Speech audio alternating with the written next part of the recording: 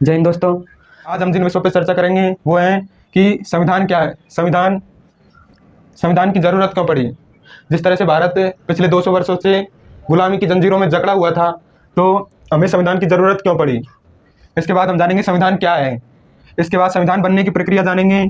संविधान को बनाने में जिन स्रोतों का उपयोग किया उन स्रोतों के बारे में जानेंगे, और संविधान कब तैयार किया गया तथा संविधान को लागू कब किया गया ये जानेंगे। और संविधान को तैयार करने और लागू करने में अंतर क्यों था ये भी जानेंगे। और संविधान को जो तैयार करने में खर्च था, शब्द कितने थे, और संविधान को तैयार करने में कितने दिन लगे। इसके बाद संविधान कहाँ तैयार किया गया, संविधान में कितने सदस्य थे, संविधान में कुल कितने सदस्य थे, और संविधान में हस्ताक्षर कितने सदस्यों ने किए। इसके बाद संविधान किसने लिखा और संविधान को लिखने में कितना समय लगा। इसके बाद संविधान किसने सजाया, और जो भारतीय संविधान का वर्तमान स्वरूप है, भारतीय संविधान को कितने भागों में विभाजित। हम सभी बिंदुओं पर एक एक करके चर्चा करेंगे। हमारा पहला बिंदु है कि संविधान की जरूरत क्यों पड़ी। जिस समय अंग्रेज भारत में आए थे उस समय राजाओं का शासन था, और राजा अपने निर्णय स्वयं लेते थे। सारी शक्तियां एक व्यक्ति यानी कि राजा के हाथ में होती थी, इसलिए अंग्रेजों ने इसका फायदा उठाकर उस राजा से अच्छे संबंध बना लेते थे तथा भारतीयों पर राज्य करते थे, और इसी तरह से उन्होंने पूरे भारत पर अधिकार कर लिया। तो जो निर्णय लेने की शक्ति थी वो किसी एक व्यक्ति के हाथों में नहीं रहे। इसके लिए तथा जब अंग्रेज यहाँ पर शासन कर रहे थे तो वो लोगों पर अत्याचार करते थे, उन्हें उनके अधिकार देना तो दूर की बात, उन्हें बिना गलती के भी सजा दे दी जाती थी। इसलिए जनता को उसके अधिकार दिलाना भी आवश्यक था। अर्थात निर्णय लेने की शक्ति का बंटवारा करने के लिए तथा जो जनता को उसके अधिकार दिलाने के लिए संविधान का निर्माण करना आवश्यक था। यदि हम इसे दूसरे शब्दों में देखें तो भारत एक बहुत बड़ा देश है। इसका शासन चलाने के लिए जो शक्तियां हैं, अधिकार हैं तथा जो कर्तव्य हैं, उनकी नियमावली होना आवश्यक है, और इस नियमावली को संविधान में ही लिखा जा सकता है। तो इसीलिए भारत का संविधान बनाया गया। अब हम जानते हैं कि संविधान क्या है, जो संविधान की परिभाषा वो क्या है। आसान शब्दों में कहें तो संविधान एक किताब है जिसमें नियम तथा कानून लिखे गए हैं, जिससे कि भारत का शासन चलाया जाता है, भारत का या किसी देश का। इसकी जो परिभाषा है, या संविधान के हिसाब से जो परिभाषा है वो है कि नियम तथा कानूनों का संग्रह जो किसी देश के शासन चलाने तथा जनता के सर्वांगीण विकास में मदद करता है, उसे संविधान कहते हैं। यदि दूसरे शब्दों में कहें तो किसी भी देश का शासन चलाने के लिए उसके खुद के नियम कानून कायदे होते हैं, जिसे उस देश के रहन सहन, विचारधारा, जलवायु आदि के आधार पर तय किए जाते हैं, और उसे संविधान कहते हैं।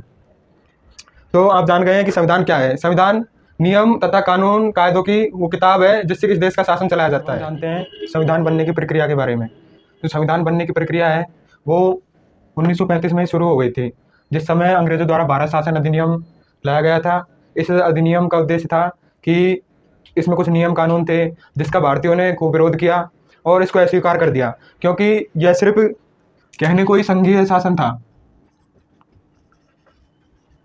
लेकिन इसमें जो सभी शक्तियां एवं अधिकार थे वो गवर्नर के हाथों में थे, इसलिए इसको भारतीयों ने अस्वीकार कर दिया। इसके बाद 1945 में द्वितीय विश्व युद्ध में जो ब्रिटेन की हालत एकदम ख़राब हो चुकी थी और उसको बहुत नुकसान हुआ था, और वहाँ के जो प्रधानमंत्री थे, वहाँ के जो राजा थे चर्चिल, उनको अपने पद से हटा देगा तथा नए राजा को लाया गया। तो नए राजा को यह डर था कि जिस प्रकार से भारत में आंदोलन हो रहे थे, क्रांतियाँ हो रही थी, तो उससे यह डर था कि नए राजा बनते ही और मुझे भारत को आज़ाद करना पड़ेगा। तो उसने भारत में कैबिनेट मिशन भेजा जिसमें 3 मंत्री थे। यह मिशन 1946 में भेजा गया। इसका जो उद्देश्य था वो ये था कि भारतीयों को अपना शासन कैसे सौंपा जाए, उसके विकल्पों की तलाश करना था। इसके बाद इसकी पहली बैठक हुई कैबिनेट मिशन की 1946 में, लेकिन इस बैठक का कोई मतलब नहीं निकला। इसके बाद इसकी दूसरी बैठक हुई 16 जून 1946 को। इस जो कैबिनेट मिशन के जो मंत्री थे उनके द्वारा भारत को विभाजन की बात कही, और इसमें साथ में यह भी कहा गया कि इसके साथ ही हम भारतीयों को स्वतंत्रता दे देंगे। अब यह तय हो चुका था कि जो सत्ता है वो भारतीयों के हाथ में आ जाएगी, इसलिए अब भारत का संविधान होना जरूरी था। इसलिए जो संविधान की पहली बैठक बुलाई गई 9 दिसंबर 1946 को, जिसकी अगुवाई डॉक्टर सच्चिदानंद ने की, और बाद में इसका स्थायी अध्यक्ष डॉक्टर राजेंद्र प्रसाद को बनाया गया। जो डॉक्टर सच्चिदानंद थे इनको इनका अस्थायी अध्यक्ष बनाया गया, और डॉक्टर राजेंद्र प्रसाद को स्थायी अध्यक्ष बनाया गया। इस जो संविधान की पहली बैठक में 13 दिसंबर 1946 को संविधान की जो कच्ची रूपरेखा दी गई, जिसके तहत यह प्रावधान था कि अब भारत में राजाओं का शासन नहीं चलेगा, क्योंकि राजाओं के शासन में निर्णय लेने की शक्ति एक व्यक्ति के हाथों में होती है। जो शक्तियों का बंटवारा करना आवश्यकता है, इसलिए राजाओं का शासन नहीं रहेगा। अब भारत में लोकतंत्र की स्थापना होगी। तो यह बहुत कठिन था कि राजाओं को मनाना। तो इसमें जो सहायता की वो थे हमारे सरदार वल्लभ भाई पटेल, जिन्हें लोह पुरुष के नाम से जाना जा सकता है। इन्होंने सभी राजाओं को साम दाम दंड भेद सभी नीतियों का उपयोग करके एकजुट किया और भारत का एकीकरण किया। बैठक में संविधान राष्ट्रीय ध्वज को लाया गया, जिसका सभी ने तहे दिल से स्वागत किया। और अंत में भारत और पाकिस्तान का विभाजन करके 14 अगस्त को, और इसके बाद 15 अगस्त को भारत को स्वतंत्रता दे दी गई। और उसी दिन से 15 अगस्त को हम स्वतंत्रता दिवस के रूप में मनाते हैं। 15 अगस्त 1947 को भारत को स्वतंत्रता मिल गई थी। अब भारत के शासन को चलाने के लिए एक संविधान की ज़रूरत थी, और उस संविधान को बनाने के लिए संविधान सभा का गठन किया गया, जिसके जो स्थायी अध्यक्ष थे पहले वो थे डॉक्टर राजेंद्र प्रसाद। और इस संविधान सभा में कुल 389 सदस्य थे, जिनमें जो अध्यक्ष थे वो डॉक्टर राजेंद्र प्रसाद थे। अस्थायी अध्यक्ष थे शुरू में, वो थे सच्चिदानंद। और इसमें जो प्रारूप समिति के अध्यक्ष थे वो डॉक्टर भीमराव अम्बेडकर थे। और प्रांतीय समिति के अध्यक्ष सरदार वल्लभ भाई पटेल थे। जवाहरलाल नेहरू संघीय समिति के अध्यक्ष थे। जेबी कृपलानी, सरोजनी नायडू महिला सदस्य थी। और भी कई सदस्य थे, जैसे कि के.एम. मुंशी, अमलानंद घोष, और भी बहुत से सदस्य थे, जैसे कि शरद चंद्र बोस, पट्टाभी सीतारामैया। ऐसे कुल 389 सदस्य थे। तो संविधान सभा में बहुत चर्चाएं हुई, बहस हुई, कुछ अनुच्छेद हटाए गए, कुछ जोड़े गए, कुछ नियमों में बदलाव किया गया, जनता की राय ली गई, और सभी कानून के जानकारों ने एक बेहतरीन संविधान का निर्माण किया, जिसमें 114 दिन संविधान के ऊपर बहस चली। और जो संविधान के स्रोत थे, तो ये इम्पोर्टेंट बात है कि संविधान में जो बातें हैं वो कैसे आई, कहाँ से ली गई। तो इसमें से कुछ बातें विदेशों के संविधान का गहन अध्ययन करने पर उनसे जो अच्छी अच्छी बातें थी वो ली गई, और जो हमारे कानून के जानकार थे उनसे सलाह ली गई, और उन्होंने अपने स्वविवेक से कुछ सलाहें दी, और भविष्य की जो चिंताएं थी उनको ध्यान में रखते हुए ये कानून बनाए गए। जो इसके स्रोत आपके समझ में आ गए होंगे कि विदेशों के संविधान से लिया गया, स्वविवेक से लिया गया। और इसमें जो महत्वपूर्ण स्रोत था वो था भारत शासन अधिनियम 1935 से भी कुछ जो बातें थी वो ली गई। इसके बाद संविधान तैयार कब हुआ? इसके बाद संविधान 26 नवंबर 1949 को बनकर पूर्ण तरीके से तैयार हो गया। जो संविधान को बनने में दिन लगे थे वो थे 2 वर्ष 11 माह और 18 दिन। 2 वर्ष 11 माह और 18 दिन में हमारा संविधान बनकर पूर्णतः तैयार हो गया। और इसको बनाने में जो खर्चा आया था वो आया था 23,96,729 रुपये। और उस समय जो संविधान में कुल शब्दों की संख्या थी वो थी 1,17,369।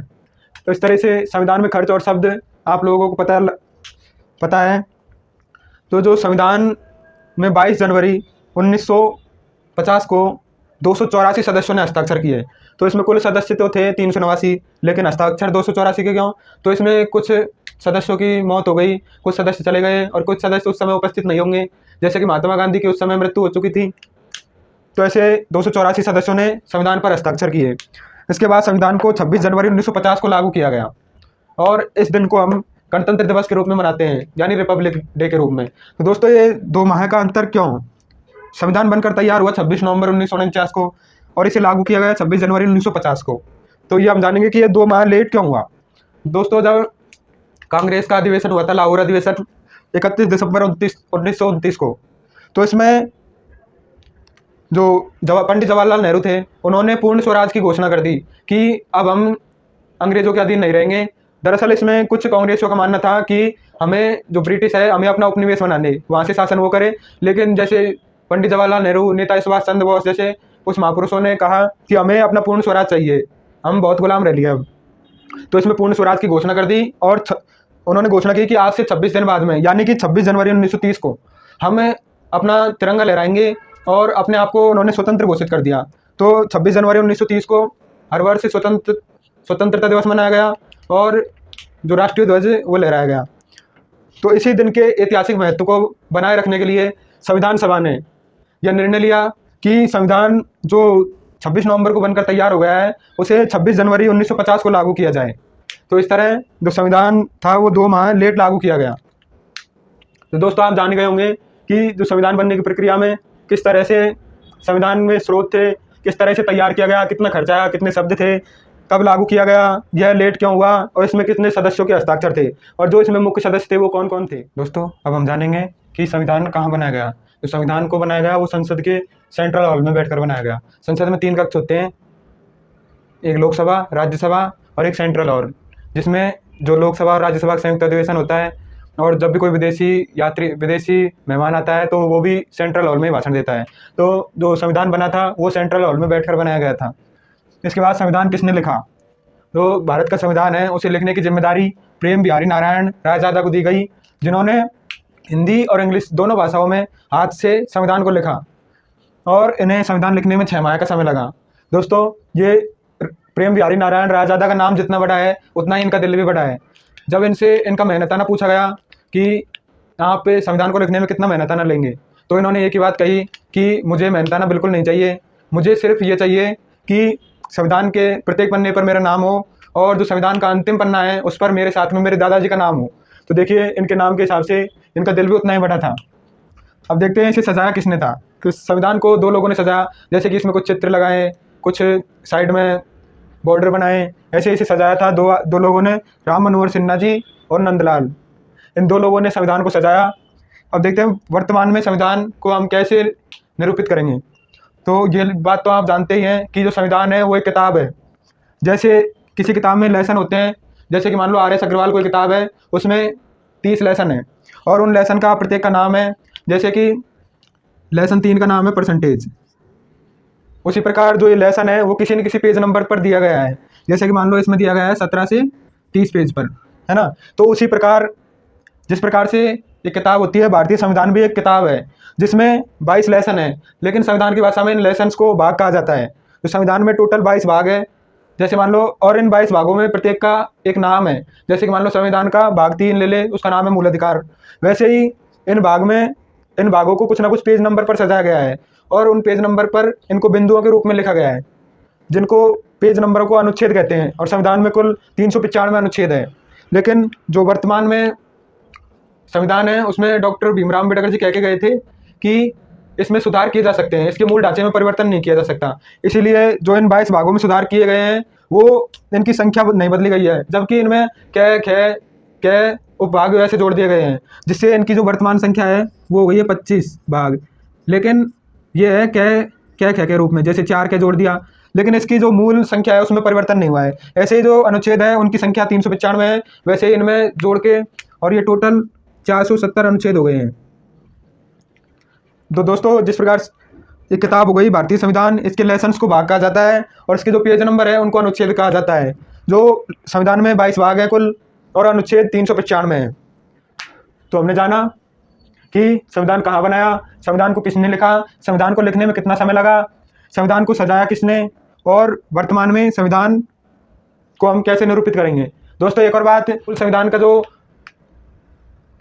डॉक्यूमेंट है उसे संसद भवन के जो राष्ट्रीय संग्रहालय है उसमें रखा गया है और इसे एक तांबे के बॉक्स में रखा गया है। दोस्तों, अब हम जानेंगे अनुसूची क्या होती है। जिस प्रकार से कुछ विषयों पर संविधान में संशोधन किए जा सकते हैं, तो अनुसूचियों में उन विषयों को रखा गया है जो महत्वपूर्ण है और उन पर संशोधन करना, बहुत जल्दी संशोधन करना आवश्यक है। लेकिन जो संविधान के तहत जो संशोधन किए जाते हैं उन पर संशोधन करने में एक लंबी प्रक्रिया होती है, जैसे कि लोकसभा से पारित कराना, राज्यसभा से पारित कराना तथा राष्ट्रपति से पारित कराना। उसके बाद भी सुप्रीम कोर्ट में यदि चला जाए तो वो बहुत एक लंबी प्रक्रिया हो जाती है। लेकिन जिन विषयों को अनुसूची में रखा गया है उन पर कानून थोड़े सरल तरीके से बनाए जा सकते हैं। जो वर्तमान में संविधान में अनुसूचियाँ हैं उनमें 12 अनुसूचियाँ हैं, लेकिन जो मूल संविधान में अनुसूचियाँ थी वो उनकी वीडियो में हम जानेंगे कि भारत की संविधान में कितनी अनुसूचियाँ हैं तथा इनमें कौन कौन से विषयों को शामिल किया गया है। यदि आपको आज के किसी भी कोई टॉपिक में दिक्कत आई हो तो उसे आप कमेंट बॉक्स में डाल सकते हैं, उसका जवाब आपको तुरंत दिया जाएगा। धन्यवाद।